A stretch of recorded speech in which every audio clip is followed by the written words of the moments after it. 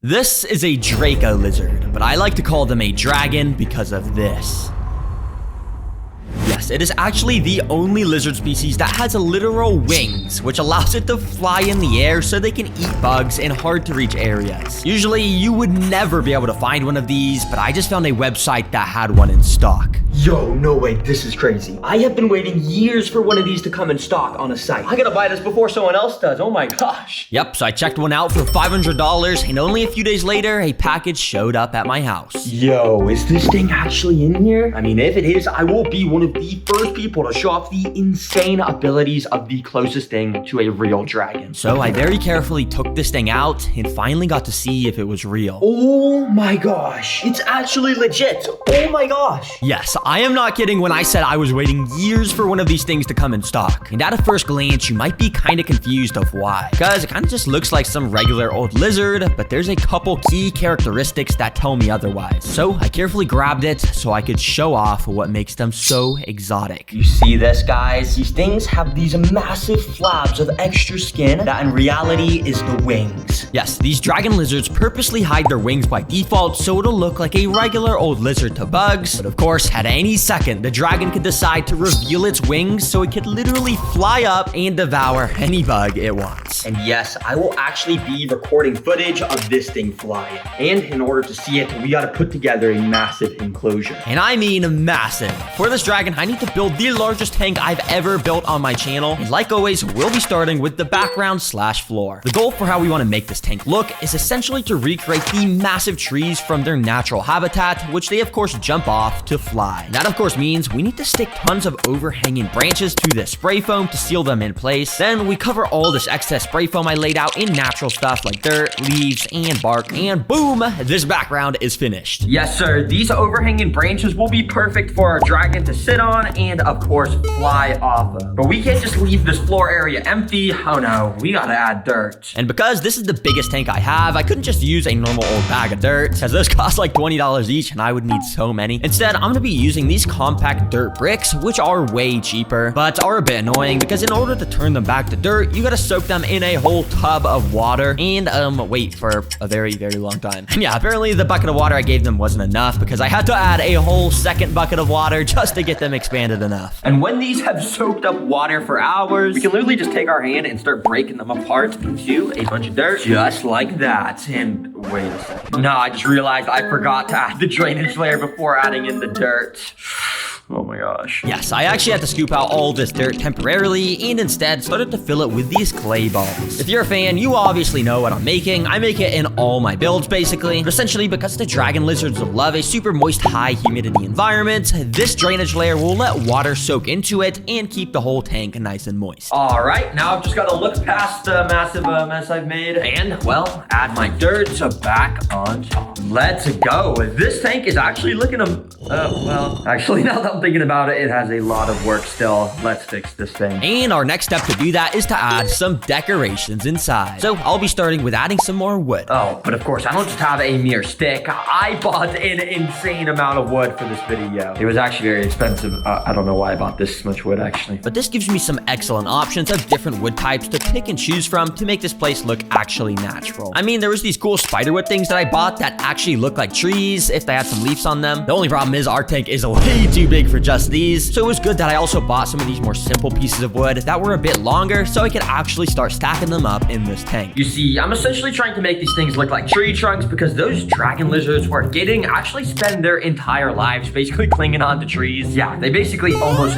never even fly down to the floor. So yeah, we need to fill this thing up. But yeah, we still want to make sure there's enough empty space for our dragon to be able to fly around, so I left this area here open so that could hopefully happen. But we have a problem. This tank is still looking extremely dead and lifeless. Probably because it is dead and lifeless. There's not really any life in here. But I know just how to fix that. These are seeds, but not just any type of seeds. I went out and bought the 4 fastest growing seed types of all time because I want to get a time lapse of this tank coming to life. So it'll be interesting to see which of these 4 seeds grows the fastest. So we're gonna first start by sprinkling cress seeds on the left side of the tank, chia seeds, and broccoli seeds in the middle, and last but not least, radish seeds on the right. Honestly, I have no clue if any of these are even gonna grow at all. I guess there's only one way to find out. So I quickly sprayed down each of the seeds because, of course, seeds, they need to be wet to sprout. And I left my time-lapse camera recording so I could see what would happen. And as you could probably guess, nothing really happened the first few hours at a glance. But in reality, each seed in here was absorbing the moisture from the soil to fuel them with enough energy to start spouting. And if you look very closely, a few of the seeds started to do just that. But since this footage was super blurry, I moved my camera even closer to the crest seeds, where we could very much see in detail how the soil essentially starts to look like it's inflating as these little white stems start to expand out of the seeds. And right as we are about to get to the good parts, my time-lapse camera ran out of battery. Yeah, it just turned off. Bro, you gotta be kidding me. I went to sleep to time-lapse this and my phone died in the middle of it. Well, at least we got some footage, and also check out these seeds. Tons of them actually are starting to grow little green leaves, although these chia seeds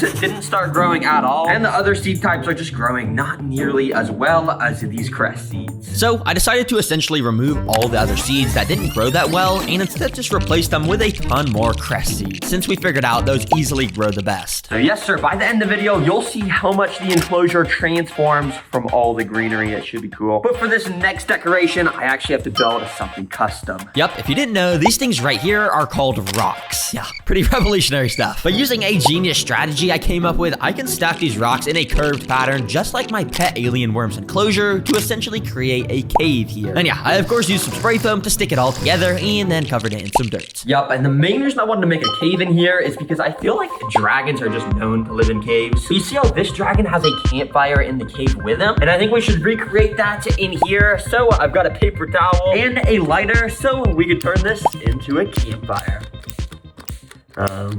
Actually, wait, I might have to get another lighter. So we could turn it into a campfire. Oh yeah. Oh, that flame's getting big.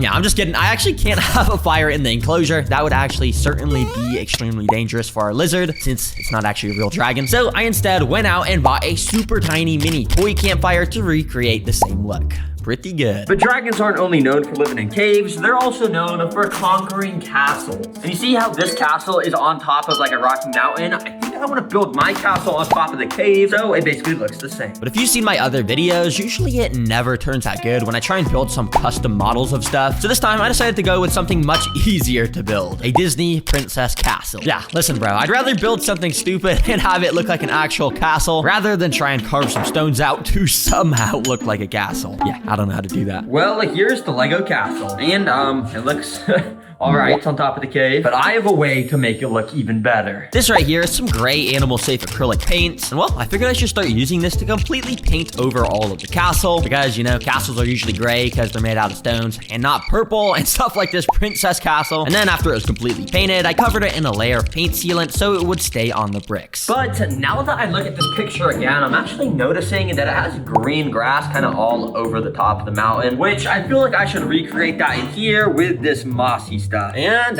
yeah, it actually doesn't look too shabby. Since that worked pretty well, I decided to start putting a bit more of this moss around to actually make this place look green, since, you know, these seeds at the bottom still haven't grown yet. And it was good to do this because it allowed me to cover areas where there is still some exposed spray foam, so this whole tank quickly started to come together. This is looking splendid. Wait a second, who put a dragon pinata right here? Well, actually, it was me because, well, we're keeping a pet dragon, and actually, I'm just kind of hungry right now, I'm not gonna lie. I want some candy. Let's smash this. Hopefully, we get some good candy from it.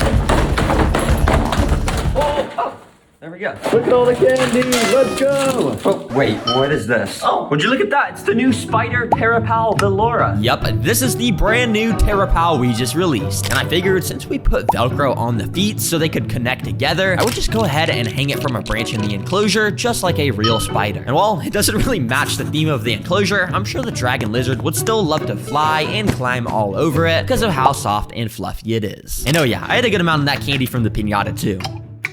That's good. Now, there's only one final step to make this tank ready, and that is to add in life. Yes, sir, and the first life form I want to add is actually some food for the dragon to eat. Now, you see, I've been showing this animation throughout the video of how dragons eat crickets, but in reality, they don't even eat crickets in the wild. The truth is, they primarily only eat ants, so that means I need to add lots of ants in here. But of course, I didn't want to feed my own pet ant colony that I've shown in other videos, so I instead opted to catch some wild ants. All right, so to gather up a ton ton of ants. Basically, I've got a jar of peanut butter, which I'm just gonna squeeze a ton of it onto this platform. And then I'm just gonna leave it right here, and surely a ton of ants will start to swarm it. So I set up my camera, and as you could probably guess, it didn't take very long till the first ant had stumbled across this legendary loot. He instantly knew this was some delicious food, but instead of eating it, he started to release a special pheromone into the air, which essentially tells the whole rest of the colony that there's food. Literally right when it got dark, the entire colony started to swarm in. There's even other bugs that came in, like this little earwig, which was nibbling the peanut butter, and even some slugs. But overall, this is pretty cool to watch. I'm afraid you guys have fallen straight into my trap. So I've got this paintbrush and container, and I'm essentially just gonna pick all these ants up real quick, and now I just gotta scoop as many as I can into here before they all try to run away. All right, and this should be a good enough amount of ants. Let me take this back to the tank, because I have a special plan for these guys. Yep, these ants are actually not ready to feed just like this. I actually first had to pour this white calcium powder on them and shook it up, which coats them all in a layer of calcium, which if you didn't know is super important to make sure our dragon eats because it makes his bones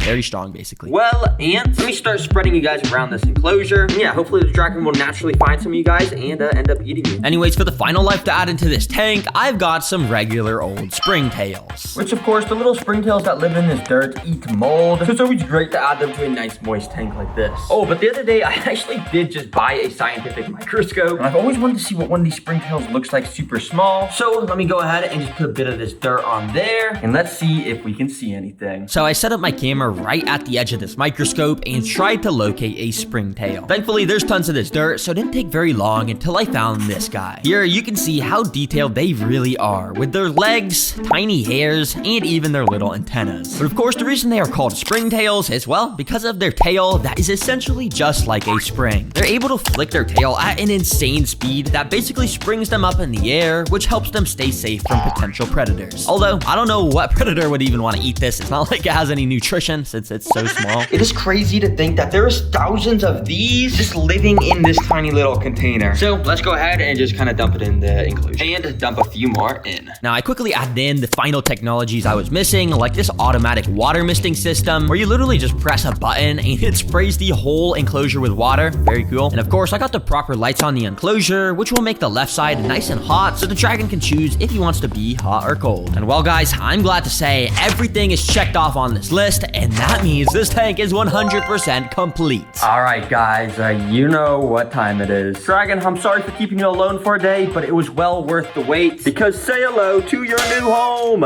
Oh, it looks like he likes it. He's already going and climbing the branches, and oh my gosh, look at that camouflage. That's actually kind of crazy. And now that this guy's made it into his enclosure, we need to finally see what it looks like when they extend their wings and fly. However, the only way that this is gonna happen is when my dragon feels safe and comfortable enough in this tank. So I have a few things I want to do to help it adjust. First of all, starting with feeding. And there's a couple different food sources I want to feed. First of all, starting with crickets. Because even though I was saying the dragon doesn't eat these earlier, I figured it's at least worth trying, since if it does, it would make my life a lot easier. So I let a cricket loose into the enclosure, and unlucky for this guy, he immediately started to climb on the very piece of bark that our lizard was sitting directly on top of. And I guess this really goes to show how good the camouflage of this dragon lizard is, because this cricket walked straight up to him. He could not even see there was a lizard here. But considering this cricket was basically bigger than the dragon's head, it was no surprise that the dragon didn't even try to eat it. And yeah, literally every time I brought a cricket over to his head for the next hour, he just did not try and eat them. All right, something's telling me this dragon lizard doesn't actually like to eat crickets, because I mean, there's literally a cricket under his neck hugging him right now. So let's move on to our next food source, which is of course ants. And as you can see, I actually have some of those calcium dusted ants, so I can feed them very easily without having to find the ones I put in here. Since the dragon had moved a bit and was now perching under the heat lamp, I figured I'd just bring the ants straight to him. Since in the wild, that's actually how they usually eat. They just sit still on top of a tree and snipe every ant that comes up next to them. But I guess that instinct is hardwired into every Draco lizard, because mine pretty much instantly also starts to slurp up these guys. Let's go. I'm actually happy he's starting to eat these a bit. That means he's getting more used to this enclosure. Now, obviously ants, they're great, but I'm not gonna lie, it's gonna be a pain to have to go out and collect those every time I want to feed this guy. And that's not even to mention, usually it's just not even recommended to feed stuff you get from outside. So I have one more food source I I want to try flightless fruit flies. Yeah, most people would think Draco lizards actually wouldn't want to eat fruit flies. My thinking is, since they're the same size and color of ants and actually even more nutritious, I figured it wouldn't be a bad idea to try them out. So I dumped some in, and to my surprise, the Draco lizard actually showed the most interest in these fruit flies, because not only did he just start to pick off the ones that were running by him, but he was also going out of his way to jump around and hunt these flies. Dang, must be pretty tasty. Let's go. The fact that these fruit flies will work makes feeding so much easier. But you see, actually, by this point, I've had this little Draco lizard in the tank for like 10 days. You can actually see how much the tank is transforming with all that grass growing everywhere. And oh, dang, look at how long the grass is on this side. But over these 10 days, I have realized how hard it is to keep one of these Draco lizards. I've been spending hours every day to help him get adjusted to the tank so he can thrive. And I've even been getting him slowly adjusted to my hand so he won't be as scared of me. And because this guy has been constantly showing off his wings in the tank, I figured now would finally be the right time to try and get it to fly. So I very carefully picked up the little guy and held him in the sky. All right, now even though I technically could just kind of hold this guy on a ladder and wait until he jumps off, because they pretty much always catch themselves with their wings, considering I already know they're such hard pets to keep, I wouldn't want to have to stress him out any more than he needs. So I'm just gonna hold him in front of the enclosure I know he likes and just see if he wants to glide in on his own. And don't worry, I had tons of cushioning right under in case it didn't work. So I set up my camera and I caught this happening. The dragon was staring at the cage, looking like he was ready to jump. So I gave him a little nudge with my thumb, and then it happened. Hold on, rewind that so we can get a better look at what just happened. Now, I do want to say sorry for the trash footage quality, but I didn't want to have to re-record this and make the dragon jump again, so this is all you get. Anyways, as you can see, he jumped and immediately brought out his wings. They're literally programmed to know that once they're not touching the ground, to bring out their wings. We could see how he caught the wind and perfectly flew exactly where he was trying to land, right on the branch. That was insane, and don't worry, little guy, I'm not gonna make you do that again. And what's interesting is these lizards only fly in the wild when there's a strong wind current, so I'm not gonna lie, I was kind of using a leaf blower to help recreate that in here. That's kind of why that worked so well, and he was actually able to catch the wind. And yeah, this guy's still doing great. But remember, they actually are really hard reptiles to keep, so only try and get one if you actually have tons of experience keeping reptiles in the past. Anyways, I hope you guys learned something new about nature, and thank you for watching. And guys, don't forget about the 2 new TerraPal plushies. One of my favorite things is each time you buy a plushie, you get a custom trading card pack, which when you open it, you get a trading card. Oh, it looks like I got one of Valora the spider. Nice. And hopefully you guys learned something new about nature. Bye-bye. Make sure to subscribe and click the video on the screen.